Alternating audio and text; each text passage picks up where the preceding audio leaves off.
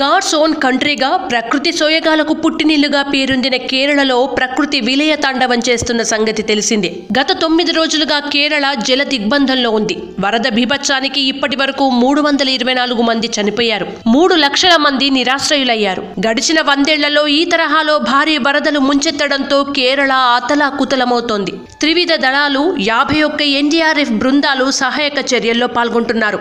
కేరళ వరద బాధితులకు పలువురు సినీ తారలు, సెలబ్రిటీలు, క్రీడాకారులు, రాజకీయ నాయకులు విరాళాలందించారు. మరికొందరు బాధితులకు అండగా నిలవాలంటూ పిలుపునిచ్చారు. ఈ నేపథ్యంలో కేరళ వరద బీభత్సంపై వైసీపీ అధ్యక్షుడు, ప్రతిపక్ష నేత వైఎస్ జగన్ స్పందించారు.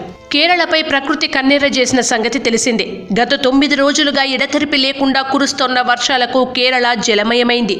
లక్షలాది మంది సహాయక శిబిరాల్లో ఆశ్రయం పొందుతున్నారు. ఈ నేపథ్యంలో కేరళలో వరద బాధితులకు జగన్ బాసటగా నిలిచారు. అక్కడి పరిస్థితులు తనను కలిచివేశాయంటూ ఆవేదన చెందుతూ ట్వీట్ చేశారు. కేరళ ప్రకృతి బీభత్సం తన హృదయాన్ని కలిచివేస్తోందని జగన్ అన్నారు. ఈ కష్టకాలంలో తన ప్రార్థనలు, ఆలోచనలు కేరళ ప్రజల వెన్నంటే ఉంటాయని చెప్పారు. ప్రకృతి విలయంతో అతలాకుతలమైన కేరళ ప్రజలకు సహాయ, పునరావాస చర్యల్లో కేంద్ర ప్రభుత్వం పూర్తి సహకారం అందించాలని కోరుతూ జగన్ ట్వీట్ చేశారు.